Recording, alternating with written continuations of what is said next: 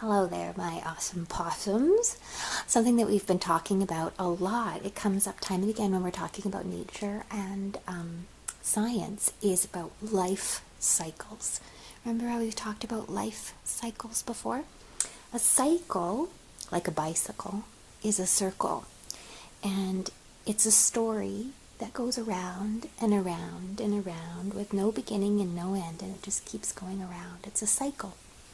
And what you know very well is the life cycle, the story of the life of a salmon. So it doesn't matter where we start in this circle story. It has no beginning and no end, but a lot of people like to start with the eggs. So let's just talk really briefly about the life cycle of a salmon, and then we're going to talk about the life cycle of a bird. It's really interesting now because we've been talking about chicks and birds a lot lately. So we know that from the life cycle of a salmon, the eggs are laid in a nest. They're fertilized by the father. They're laid by the mother. And when they have received that spark of life, they stay nice and safe in the gravel, in the red that's built like a little pebbly nest. And there they grow and develop. These ones, you can see their eyes already. And they don't need any food because they're eating the yolk from the yolk sac that was put into their little egg. After they are an egg, one day they hatch. They emerge from their jelly eggs and they come out like a cute little alevin or alevin. That yolk sac is still present on the alevin's tummy, so it doesn't need to go around searching for food. It can stay close to the rocks and hide away from predators safely and grow and learn how to swim and get strong. But slowly by bit by bit, that yolk sac begins to get eaten by the alevin. And eventually, he grows into a fry. And now the fry has no more yolk left to eat, and it needs to go searching for its own food. And this little fry is going to be eating insects that it finds in the water. And its job is to stay safe away from predators, to eat, and to grow bigger, bigger, bigger. One day it's going to turn into a young adult, and it's going to make the big journey to the wild, rough ocean when it's large enough to protect itself.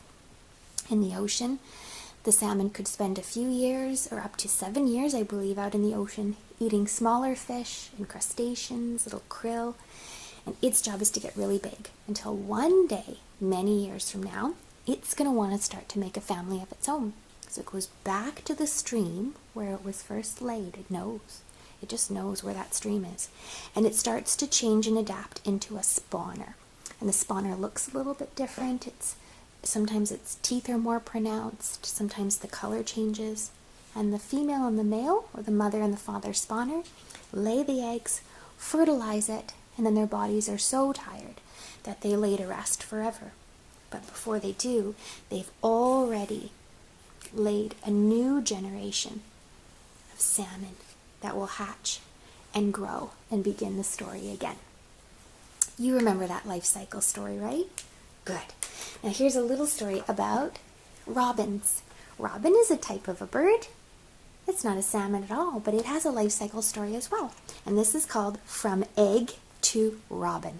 Look at those eggs. That beautiful blue. This is such a special color that it actually has a name. It's called, wait for it, Robin's Egg Blue. Because it's so special. This story looks like it was written by Susan Canizares and Betsy Chesson. Oh, we read another story by Betsy before. This is a robin. In Senchothan, they're called quaskuk. The robin builds a nest. So this is an adult robin who's wanting to start a family of their own. So if we compare that to the salmon life cycle, it would be here. And look what they're building. Beautiful nest. The robin lays eggs. So if this robin is laying an egg, is it the mother or the father? The mother robins lay the eggs, but the father has to fertilize it and put that spark of life into it. Otherwise, it will never grow into a chick. And here they are. How many eggs? right? And she doesn't lay them all on the same day. She'll lay one at a time, and then when she's ready for them to start to hatch, she'll sit on them all and she'll brood all at the same time. This is her clutch. Then the eggs hatch. Look at that, friends. The little robin, so pink, with hardly any feathers, so precious.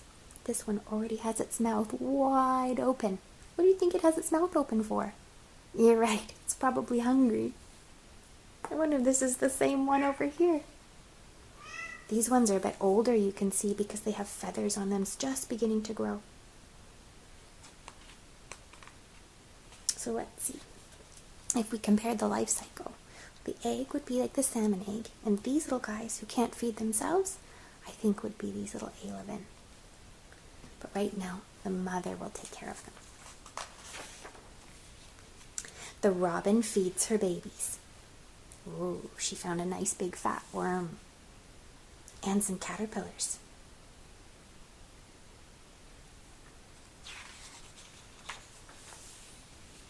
The babies get bigger. They are getting bigger.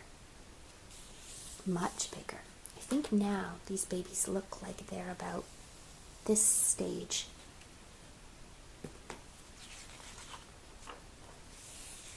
And now they are grown-up robins. And there's a whole family. Look how smooth their feathers look. So now they're adults. So I guess with this story what you could do, that now there are grown-up robins, you could close the book and start over from the beginning and retell the story like a big cycle. If you get a chance, you could do a life cycle drawing in your nature journal of a robin. Bye, guys.